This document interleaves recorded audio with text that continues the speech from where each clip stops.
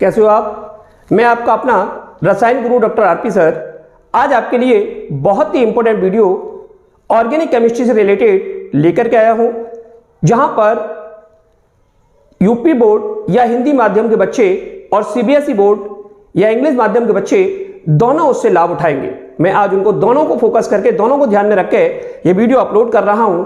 यहां पर एक इंपॉर्टेंट टॉपिक है नेम रिएक्शंस, जो बोर्ड एग्जाम में आएगा ही आएगा। अगर आपका यूपी बोर्ड का एग्जाम है तो वहां 3 से 5 नेम रिएक्शंस यानी नाम अभिक्रिया जरूर आएंगी। ऐसे ही सीबीएसई बोर्ड का एग्जाम है, उसमें भी 2 से 3 तक नेम रिएक्शंस जरूर आएंगी। वो एज अ डिश आती है क्योंकि साइंटिस्ट के नेम पर आधारित होती है और साइंटिस्ट के नेम के आधारित होने के कारण हम इनमें कोई भी चेंजेस नहीं करते। ये पर्टिकुलर अभिक्रियाएं या पर्टिकुलर रिएक्शन होती है, ठीक है। तो कुछ इंपोर्टेंट रिएक्शन जो इस साल बोर्ड एग्जाम में 100% आने की संभावना है, 100% आने के चांसेस है। अगर आपने इन 8 रिएक्शंस, मैं आपको आज 8 रिएक्शन बताऊंगा, 8 रिएक्शंस को जिस बच्चे ने कर लिया उसका बोर्ड एग्जाम में इस वाले टॉपिक से क्वेश्चन 100% हो जाएगा। एक भी क्वेश्चन इस टॉपिक से नहीं बचेगा। बात समझ में आ गई? तो बिना स्किप किए मेरी ये पूरी वीडियो आपको शुरू से एंड तक जरूर देखनी है और उसको फॉलो करना है। एक कॉपी और पेन लेकर के बैठिए और एक एक रिएक्शन को मैं स्टेप बाय स्टेप क्लियर करूंगा। तो देखिए हमारे पास कुछ इंपॉर्टेंट रिएक्शंस, इनको लिख लें। पहली है फिटिक रिएक्शन, जिसे हिंदी में फिटिक अभिक्रिया कहा जाता है। दूसरी है फिंकल-स्टेन रिएक्शन, जिसे फिंकल-स्टेन अभिक्रिया। तीसरी है स्वार्ट रिएक्शन। चौथी है वुल्फ-किर्चनर रिडक्शन, वुल्फ-किर्चनर अपचयन। और पांचवी है रोजनमुंड रिडक्शन यानी रोजनमुंड अपचयन। इन पांचों को एक एक करके चलते हैं। सबसे पहले बात कर लेते हैं फिटिक रिएक्शन या फिटिक अभिक्रिया क्या है। ध्यान रखना, फिटिक रिएक्शन के अंदर हेलोएरीन की रिएक्शन सोडियम मेटल के साथ कराई जाती है। यह ध्यान रखना है। हेलोएरीन, हमने हेलोएरीन के 2 मॉलिक्यूल लेने हैं। क्लोरोबेंजीन ले लिया। क्लोरोबेंजीन के 2 मॉलिक्यूल की रिएक्शन सोडियम मेटल के साथ करानी है। इन रिएक्शंस को आपको ध्यान रखना है। जैसे ही सोडियम मेटल के साथ हम इसकी रिएक्शन कराएंगे, अभी आपको मैंने एक वीडियो में, इससे पहले की मेरी वीडियो है कैसे प्राप्त करोगे, उस वीडियो में आप उसे देखेंगे कि किस तरीके से वुड्ज रिएक्शन लगाई गई थी, क्योंकि उसी का पार्ट है। इसलिए इसमें होता क्या है, जैसे सोडियम मेटल जो है पॉजिटिव चार्ज रखता है, इसलिए ये दोनों Cl को अपनी ओर खींचेगा। रिजल्ट क्या निकलेगा, ये दोनों Cl इसके पास से बाहर होंगे और ये दोनों बेंजीन आपस में जुड़ जाएंगी। जैसे ही आपस में जुड़ेंगी, दैट फॉर्मेशन ऑफ बाइफेनिल, क्या बनेगा, बाइफेनिल, जिसे इंग्लिश में कहते हैं बाइफिनाइल या बाई हिंदी में बाइफेनिल, प्लस 2NaCl बाहर हो जाएगा। बोलो बात समझ में आ रही है? तो ये पहली नेम रिएक्शन हो गई आपकी फिटिक रिएक्शन या फिटिक अभिक्रिया। कैसे याद रखोगे, इसमें 2 हेलोएरीन के मॉलिक्यूल सोडियम मेटल के साथ रिएक्शन करेंगे तो NaCl बाहर होगा। आप देखते जाओगे, इसे नोट करते जाओगे, दोनों NaCl के बाहर मॉलिक्यूल बाहर होंगे और दोनों बेंजीन आपस में जुड़ जाएंगे। मैंने सिंपल तरीके से आपको यहां पर पूरा कॉन्सेप्ट समझा दिया। ये पहली अभिक्रिया है। दूसरी रिएक्शन की बात कर लें। दूसरी है फिंकल-स्टेन। अच्छा, इनको मैं एक साथ समझाऊंगा, फिंकल-स्टेन एंड स्वार्ट। बहुत ही इंटरेस्टिंग वे में याद करा दूंगा। फिंकल-स्टेन एंड स्वार्ट जो है दोनों ही हेलोजन एक्सचेंज रिएक्शन है। मतलब इनमें क्या है, इन दोनों में हेलोजन का अंतः परिवर्तन होता है। एक हेलोजन दूसरे हेलोजन से हटा दिया जाता है। ओके, तो आपको ये रिएक्शन समझ में आ गई होगी। अब हम इन दोनों रिएक्शन को देखते हैं, फिंकल-स्टेन और स्वार्ट रिएक्शन को। तो चलिए जरा इसको भी देख लेते हैं। फिंकल-स्टेन और स्वार्ट रिएक्शन में होता क्या है, ठीक है। चलिए तो देखिए, फिंकल-स्टेन में क्या है, RX, इसकी रिएक्शन NaI के साथ करानी है, जबकि दूसरी जो स्वार्ट रिएक्शन है उसमें भी RX प्लस AgF के साथ रिएक्शन करानी है। देखो दोनों में ध्यान से देखें तो इनमें जो अंतर आ रहा है दोनों में, ये हमारी फिंकल-स्टेन रिएक्शन है पहली, ठीक है। इनमें भी हेलो एल्केन, इसमें भी हेलो एल्केन। अंतर आ रहा है NaI और AgF का, ठीक है। तो इसको ध्यान से देखें, हेलोजन एक्सचेंज हो रहा है, I से X हटा दिया जाएगा, F से X हटा दिया जाएगा। रिजल्ट क्या बना, R से जैसे x हटेगा I आ जाएगा, RI प्लस x Na के साथ मिलके NaX बना देगा। ऐसे ही इसकी रिएक्शन देखें, RF जो है वो x को हटाएगा, RF हो जाएगा प्लस AgX। तो ये हमारी फिंकलस्टैइन और ये है स्वार्ट रिएक्शन। कैसे याद रखोगे? हम लोग याद रखते हैं फिंकलस्टैइन नाई, बहुत ही इंटरेस्टिंग पार्ट। फिंकलस्टैइन एक साइंटिस्ट है जो नाई है, ऐसे याद रखना। फिंकलस्टैइन जो है वो क्या है? एक नाई है। तो बस ऐसे याद रखो कि फिंकलस्टैइन में नाई मींस NaI की रिएक्शन होगी। ये क्या है? एक नाई है जो बाल काटते हैं, इनकी रिएक्शन बना लो। फिंकलस्टैइन में हैलोजन एक्सचेंज होगा, RX के साथ NaI की रिएक्शन करा दो, हैलोजन I से X हटा दिया जाएगा। और स्वार्ट जो है वो एक मुस्लिम इंसान है, इनका नाम है आजफ भाई, AGF। फिंकलस्टैइन नाई, स्वार्ट आजफ भाई, ऐसे याद रखना है ना। इंटरेस्टिंग।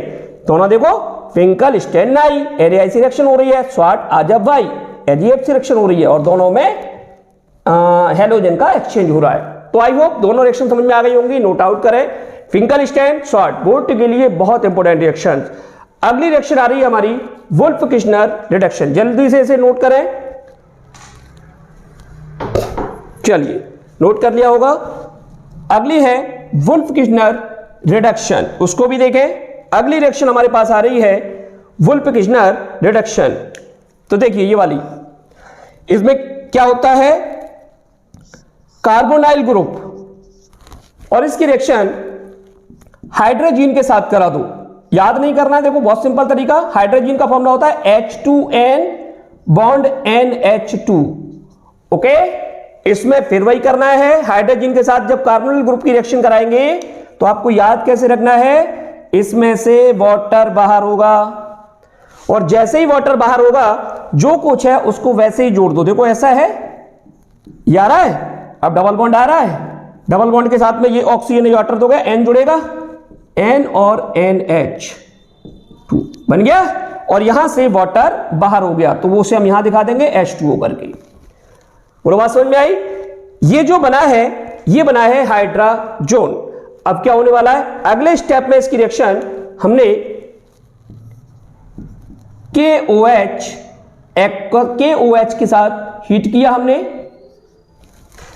जैसे ही KOH के साथ हीट करेंगे ये नाइट्रोजन यहां से बाहर निकलेगा, तो बनेगा क्या? देखो ये नाइट्रोजन बाहर गया तो इस कार्बन से क्या जुड़ जाएगा? H2।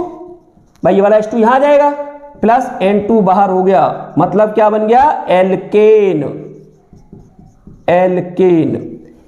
ये भी पर्टिकुलर एक नेम रिएक्शन है जिसको कहते हैं वुल्फ किश्नर रिडक्शन या वुल्फ किश्नर अपचयन। आप चेक करें, यहां पर ऑक्सीजन हट रहा है, और देखो कार्बोनाइल ग्रुप से ऑक्सीजन हट रहा है और हाइड्रोजन जुड़ रहा है, और हाइड्रोजन जब जुड़ता है तो उस रिएक्शन को हम कहते हैं अपचयन या रिडक्शन। बोलो बात समझ में आ रही है? ठीक है, तो नोट कर रहे हैं, ये भी आपके बोर्ड में बहुत इंपॉर्टेंट रिएक्शन है। और लास्ट इसमें फिफ्थ रिएक्शन है रोजनमुंड अपचयन रिएक्शन। अब रोजनमुंड अपचयन रिएक्शन है, उसको भी देखते हैं क्या है। इसमें भी देखो रिडक्शन हो रहा है, क्योंकि ये भी अपचयन का एक पार्ट है, तो वो भी समझे। तो रोजनमुंड रिएक्शन है हमारे पास RCHO एल्डिहाइड, वो sorry RCOCl, clear, acyl chloride, और एसिल क्लोराइड की रिएक्शन हाइड्रोजन के साथ करा दे। कैटलिस्ट होगा PDBaSO4, पैलेडियम बेरियम सल्फेट। अब क्या होता है, बच्चे इसको रट लेते हैं, कॉन्सेप्ट समझ में नहीं आता है, क्लियर नहीं होता है बच्चों को। कॉन्सेप्ट जरूर याद रखना है। हाइड्रोजन पे पॉजिटिव चार्ज होता है, इस Cl को रिप्लेस कर रहा है, पॉजिटिव वाला नेगेटिव को कभी रिप्लेस नहीं कर सकता। तो फिर क्या होगा भाई, कैसे हटेगा? अरे तो H2 जो है वो हमारे पास इस पोजीशन में रहता है, ठीक है, इन दोनों की इलेक्ट्रॉन डेंसिटी बराबर है। ऐसी कंडीशन में पैलेडियम बेरियम सल्फेट एक की एनर्जी को बढ़ा देगा, एक की एनर्जी को बढ़ाएगा तो इसकी इलेक्ट्रॉन डेंसिटी बढ़ जाएगी।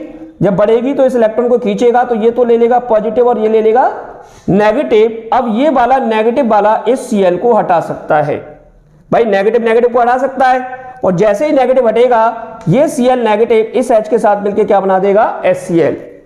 तो देखिए क्या बना, RCO और यहां पर आ गया H, that's the formation aldehyde, aldehyde का बनना प्लस HCl हो गई। अब आप चेक करें, इलेक्ट्रोनेगेटिव हट रहा है और हाइड्रोजन जुड़ रहा है। जहां हाइड्रोजन जुड़ रहा है मतलब अब चेन की क्रिया हो रही है या रिडक्शन की रिएक्शन हो रही है। तो आई होप आपने पांचों reaction Fittig, Finkelstein, Swarts, Wolff Kishner and Rosenmund reduction note कर ली होंगी। ये इस साल बोर्ड एग्जाम में 100% आने वाली है। अभी 3 रिएक्शन और हैं, इनको जल्दी से नोट आउट करें और उसके बाद 3 रिएक्शंस और बता रहा हूं। तो चलिए स्टूडेंट्स, आपने 5 रिएक्शंस नोट कर ली होंगी। अब अगली 3 रिएक्शंस और हैं। टोटल 8 रिएक्शन मैं बता रहा हूं इस साल बोर्ड एग्जाम के लिए, चाहे वो सीबीएसई बोर्ड हो या यूपी बोर्ड हो। इनमें से 8 में से ही आपकी 100% आने वाली है। अगली 3 रिएक्शंस हैं रीमर-टाइमन रिएक्शन, जिसे हिंदी में कहते हैं राइमर-टीमन अभिक्रिया। 7th अभिक्रिया है HBZ रिएक्शन, बहुत ही इंपॉर्टेंट है ये भी। HBZ रिएक्शन, इसको हिंदी में कहा जाता है हेल-वॉलहार्ड-जेलेंस्की अभिक्रिया। इसे इंग्लिश में भी वही कहते हैं, टेक्निकल नेम है हेल-वॉलहार्ड-जेलेंस्की रिएक्शन। और लास्ट 8 रिएक्शन है एल्डोल कंडेंसेशन। सबसे ज्यादा आने के चांस इसके हैं दोनों बोर्ड में। एल्डोल कंडेंसेशन हिंदी में कहा जाता है एल्डोल संघनन, इसको भी डिटेल में बताएंगे। ये कॉमन रिएक्शन है। एल्डोल संघनन से क्वेश्चन डिफरेंट टाइप ऑफ बनते हैं, वो भी मैं आपको बताऊंगा। पहले रीमर-टाइमन अभिक्रिया या रीमर-टाइमन रिएक्शन। रीमर-टाइमन रिएक्शन क्या है, इसको हम लोग देखेंगे कि कैसे इस रिएक्शन को हम लोग करते हैं। तो देखिए, पर्टिकुलर रिएक्शन है फिनॉल की रिएक्शन, फिनॉल लिया, ओके, और इसकी रिएक्शन हमने क्लोरोफॉर्म CaCl3 क्लोरोफॉर्म के साथ तथा NaOH कास्टिक सोडा मिलाया और 340 केल्विन पर इसे हीट किया। जैसे हीट करेंगे एक इंटरमीडिएट कंपाउंड बनता है,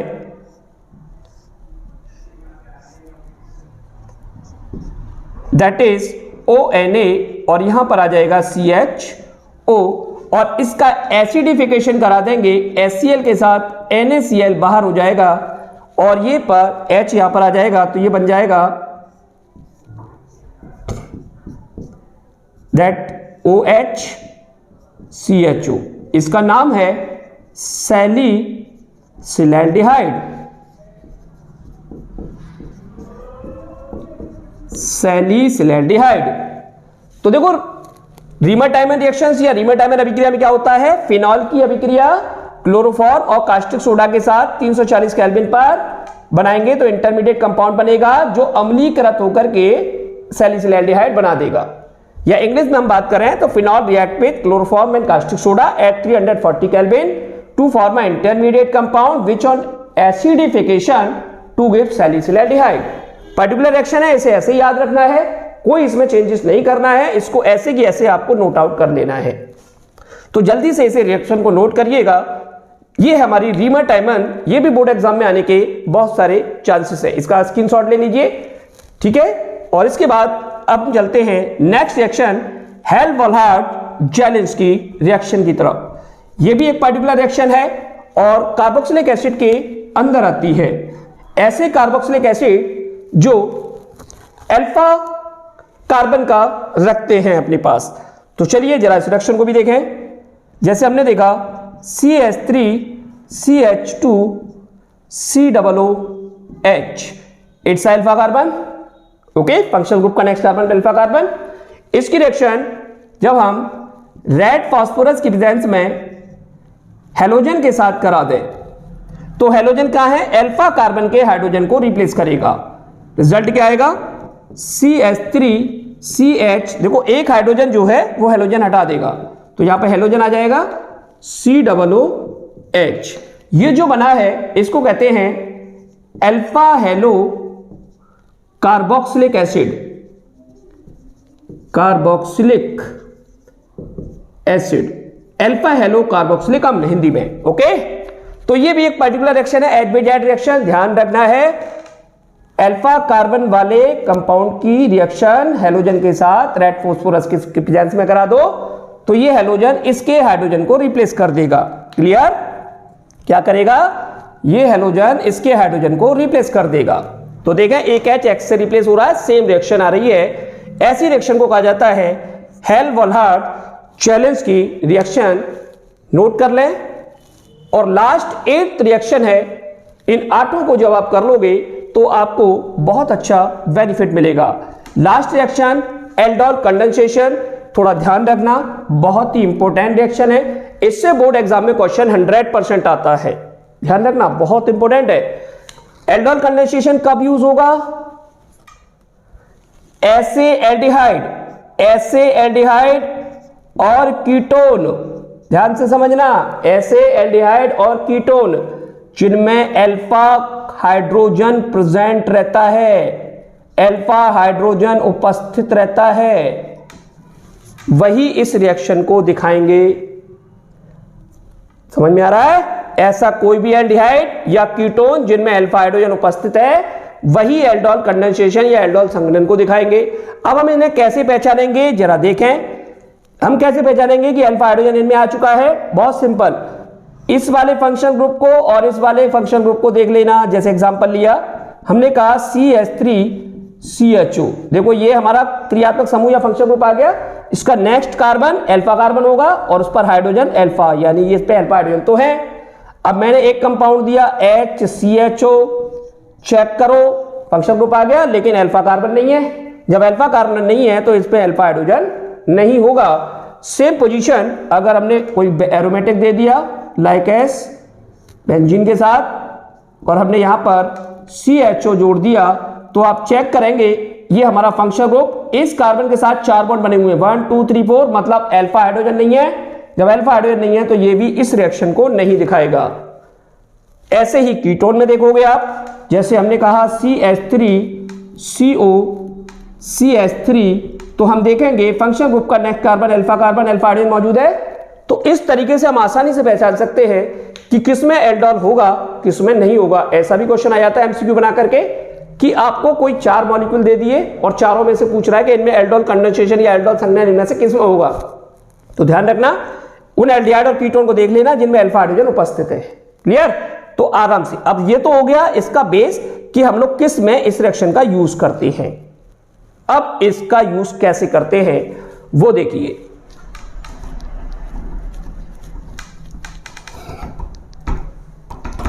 इसका यूज कैसे करेंगे वो भी समझ लें।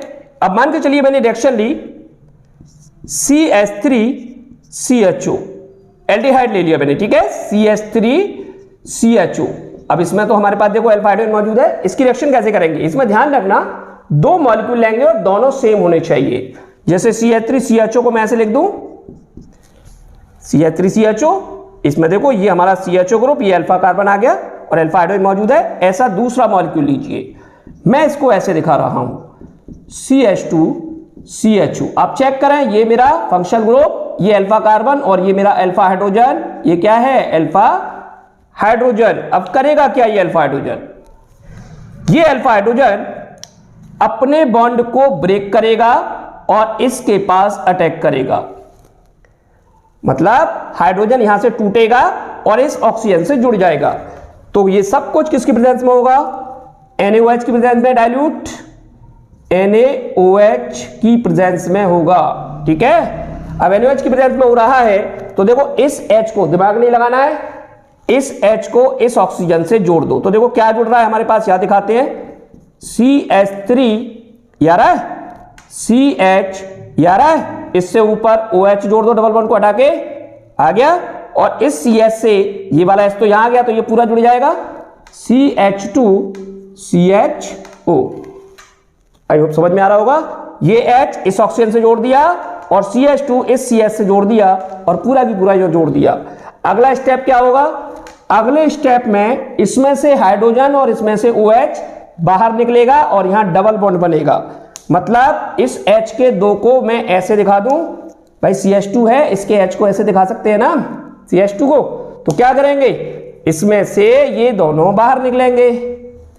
जैसे ही बाहर निकलेंगे अगला स्टेप क्या आ गया? CH3CH। अब देखो एक इलेक्ट्रॉन इसका, एक इलेक्ट्रॉन इसका, डबल बॉन्ड बना देगा, ये CH और यहां पर आ गया CHO प्लस H और OH मिलकर क्या बना देंगे? H2O, और हो गई एल्डोल कंडेंसेशन या एल्डोल संघनन। तो कैसे याद रखना है एल्डोल संघनन को, रिएक्शन को कैसे याद रखना है कि सबसे पहले अल्फा हाइड्रोजन जो है वो ऑक्सीजन से जोड़ दो, ठीक है, और उसके बाद में वाटर का रिमूव कर दो, पानी को बाहर निकाल दो, प्रोडक्ट बन जाएगा। तो आई होप आपको ये 8 रिएक्शन समझ में आ गई होंगी। तो आज मैंने इंपॉर्टेंट 8 रिएक्शन दी हैं आपको, उन 8 रिएक्शन को आप ढंग से कर लें। मेरा दावा है कि आपके बोर्ड एग्जाम में इन 8 में से ही रिएक्शंस 100% आएंगी और आप बहुत खुश होंगे कि सर ने जो बताई थी वो आ चुकी है। इसलिए इनको कंसल्ट कर लें, वीडियो को आराम से देख करके कंप्लीट देखें और कंप्लीट देखने के बाद इन सारी रिएक्शंस को नोट आउट कर लें। तो आगे की रिएक्शंस अगला वीडियो मैं बहुत जल्दी लेकर के आ रहा हूं, ऑर्गेनिक केमिस्ट्री से रिलेटेड ही है। तो ऐसे बच्चों के लिए होगा जो वीकली ऑर्गेनिक में कमजोर होते हैं, बहुत कमजोर होते हैं, जो कंपाउंड की नेमिंग भी नहीं कर पाते हैं, उनके लिए मेरा वीडियो होगा। तो ऐसे वीडियो को देखने के लिए आप मेरे वीडियो को सब्सक्राइब अवश्य कर लें, जिससे कि मेरी आने वाली वीडियो की नोटिफिकेशन आप तक जल्दी पहुंच जाए, देखते ही पहुंच जाए और उसके बाद आप उसका लाभ ले सको और दूसरे बच्चों को भी इसको शेयर करो, जिससे कि उनका भी भला हो सके। मैं ज्यादा से ज्यादा आपको केमिस्ट्री में निपुण यानी परफेक्ट बनाना चाहता हूं। ठीक है, तो चलिए आज की वीडियो हमारी कंप्लीट करते हैं।